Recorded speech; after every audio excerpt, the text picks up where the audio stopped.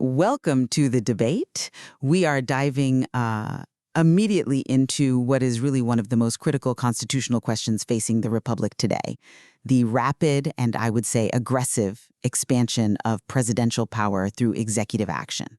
I mean, we've seen a truly unprecedented volume of directives recently, specifically 104 executive orders issued within the first 100 days of the current administration's second term. To put that in perspective, that pace even surpasses Franklin D. Roosevelt's record of 99.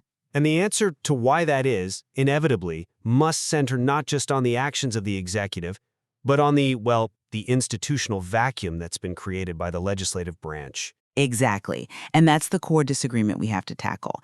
Is this surge, is it an immediate, aggressive, constitutional crisis driven by presidential overreach? Or is it merely the inevitable symptom of decades of congressional failure?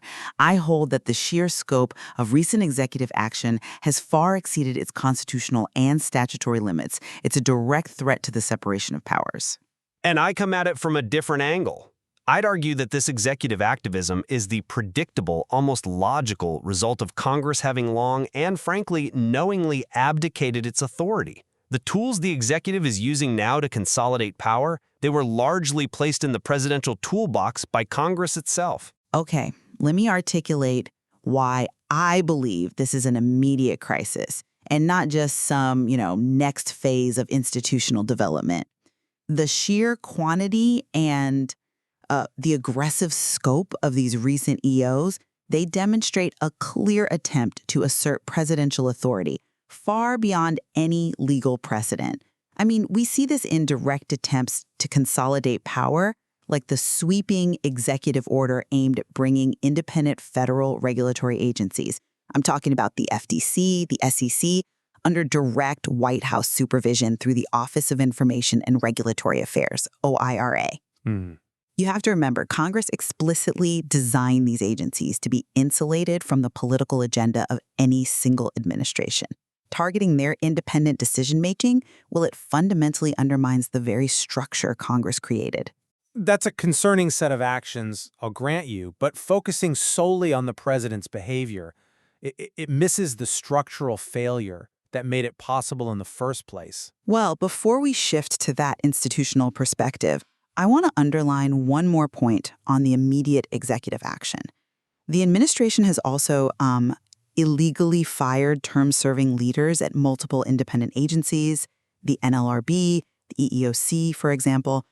And on top of that, we've seen an exceptional volume of judicial reversals very early in the term for orders that tried to impose legal obligations without any statutory authority. Things like the attempts to ban birthright citizenship or freeze foreign aid by just shutting down USAID. As William Howell's work on unilateral action confirms, the sheer volume of judicial pushback, that's the clearest signal that this is aggressive overreach, not just institutional routine. That evidence regarding judicial challenges is compelling, and you're right, the courts are clearly engaged in their constitutional role. However, the executive's aggressive use of these orders is less surprising when you look at how Congress has operated for, the last 80 years? I mean, congressional inaction is nothing new. They have been abdicating responsibility to a greater and greater degree since World War II. They've created a massive power vacuum, and the executive is simply filling it. That is the predictable institutional drive of the presidency. But the executive isn't just filling a vacuum. They are directly violating Congress's most fundamental powers. This is a direct crisis. We have seen the illegal impoundment of congressionally approved funds, like withholding funding for SNAP benefits during a shutdown, or the illegal impoundment of Ukraine aid. The Government Accountability Office, the GAO, found that violated the Impoundment Control Act. This undermines Congress's power of the purse. That is a non-delegable constitutional duty. I absolutely acknowledge the severity of illegal impoundment. But again, this behavior is also the predictable result of Congress consistently seeking to shield its members from accountability. I mean, look at the historical context. Congress hasn't formally declared war since 1942, despite continuous military actions. They haven't passed a formal budget since 1997, relying instead on these temporary continuing resolutions. They're choosing political convenience over constitutional duty. Precisely. They rely on the courts to take the political heat on contentious, divisive issues. Just think about it. Abortion access, gun control, landmark cases like Roe v. Wade, DCV Heller, NYSRPA Verbruin, they stepped in precisely where Congress failed to legislate, and this allows members to avoid tough, potentially career-ending votes. So this system, it creates a powerful set of institutional incentives for Congress, where everything bad can be conveniently blamed on the president. Bush's war in Iraq, Obamacare. The executive branch understands these incentives perfectly and exploits the, frankly, authoritarian tools put in that presidential toolbox long ago by a Congress unwilling to govern. Let's move to the core disagreement on checks and balances. My critique of congressional silence right now is that it is often deliberate. It's politically motivated, not just some passive failure. Congressional members often refuse to conduct oversight when their party controls the executive because they support the policy goals, like, say, downsizing the federal government or slashing foreign aid, and, because they fear primary challenges or even threats of violence if they defy the president. That analysis on motivation is sobering. Particularly the acknowledgement that constitutional duty is now measured against a politician's personal safety or their career longevity. But this motivation, however base, it still amounts to a strategic institutional choice. It's a failure to meet the constitutional imperative for checks and balances. If Congress actually wants the executive's policy outcomes, say deregulation, it's not going to rein in overreach that aligns with its own goals. But when policy objectives trump constitutional duties, the separation of powers ceases to function. This willful silence, rooted in self-preservation, is a catastrophic failure of the system. It is a failure, yes, but it's a failure rooted in a legislative carelessness that goes beyond mere silence. You mentioned the impoundment of funds like the SNAP benefits. Well, that illegality only demonstrates the absolute necessity of robust congressional oversight mechanisms that Congress has historically allowed to be undercut. We need to remember, Congress has repeatedly allowed its own oversight functions to be targeted. For instance, there are active attempts in the 2010s to slash the GAO's budget by over half.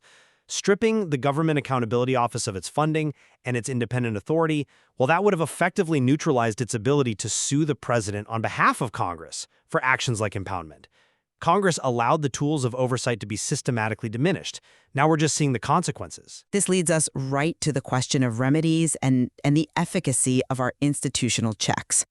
I have to concede that executive orders are not laws, and that is their structural weakness. EOs are inherently impermanent. They can be revoked by a successor president. We saw this with that dizzying back and forth over labor standards EOs across administrations, Reagan, Clinton, Bush, Obama, and so on, where one order is simply replaced by the next. True, the next president can just rescind a predecessor's order, provided Congress hasn't codified it. But the problem is that relying on judicial review, even when the courts are active, is insufficient and incredibly slow. But the courts are actively checking this overreach. The high volume of judicial challenges and reversals confirms this mechanism works. The courts are the last line of defense when the legislative branch goes silent. We have landmark precedent like Youngstown Sheet and Tube Co. v. Sawyer, where the Supreme Court struck down Truman's attempt to seize steel mills, reaffirming that the president cannot be a lawmaker. More recently, Biden v. Nebraska reinforced that executive action must be rooted in clear statutory authority. The judicial branch is holding the line. The judiciary might be holding the line, but at what cost to stability and certainty? Relying on judicial review often leads to years of regulatory confusion for businesses, for states, for agencies. Consider the long, messy saga of the waters of the U.S. rule, the WUDIS rule. After the executive order directed reconsideration, years of confusion followed, leading to conflicting guidance, different state interpretations. And what was the practical consequence of that? The practical consequence was chaos. Imagine you're a farmer or a small business owner trying to comply with critical environmental laws that change completely based on which administration is in power or, which court district you happen to be in. That uncertainty is the real-world cost of relying on slow judicial review.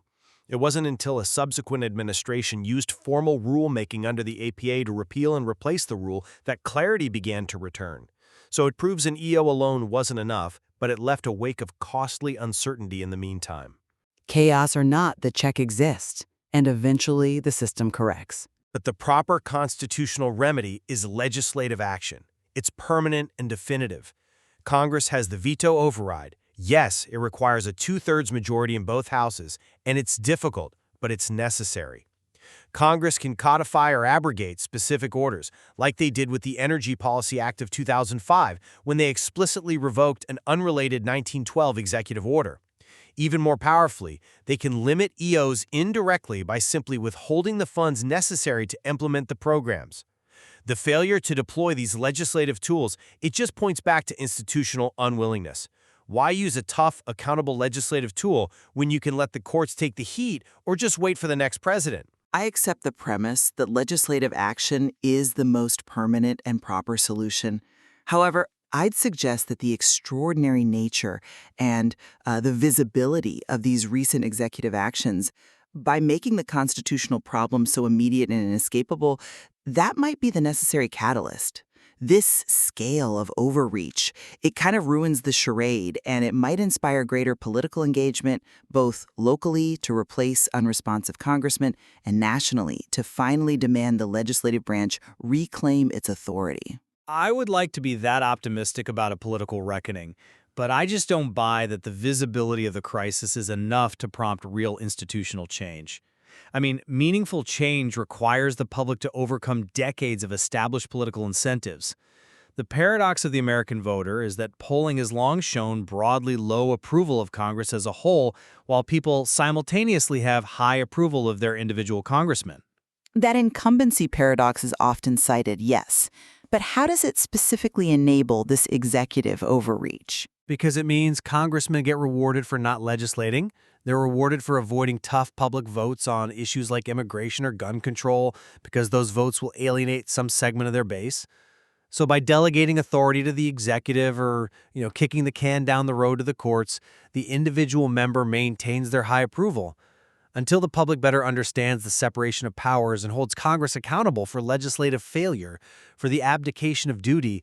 The institutional preference for avoiding responsibility will just continue, and the executive branch knows this and exploits it fully. So what you're arguing is that the executive crisis is, in fact, a civic education crisis, where the citizenry fails to reward legislative courage and instead punishes legislative action. I would argue that complexity often requires multiple perspectives. The executive is seizing authority, yes, but it is taking advantage of the complex political incentives and structural gaps Congress has created for itself. At the end of the day, the president is the institution that acts, Congress is the institution that punts. So I think we have clearly established the profound tension here. The aggressive assertion of power, characterized by actions against independent agencies, the illegal impoundment of funds, it's undeniable. And it represents a clear threat to the separation of powers as envisioned by the founders. And yet, this ambitious executive action finds incredibly fertile ground in the legislative branch's historical tendency to avoid hard decisions and accountability. It's a habit the executive has ruthlessly exploited by using both specific statutory delegations and these institutional gaps, like the targeting of oversight budgets. Right. Our discussion confirms that the vitality of the American constitutional system depends heavily on the vigilance of the judicial system, which, as we've noted, is currently heavily engaged, and the legislative branch, which possesses the absolute constitutional tools to check executive power, but, often chooses not to wield them. And the challenge remains. Whether this current era of heightened executive action will ultimately force Congress to recognize its own institutional self-interest and reclaim its authority before the power imbalance becomes irreversible, or whether the current system of legislative abdication is simply too entrenched to be overcome. There is certainly much more to explore within this material regarding the balance of powers,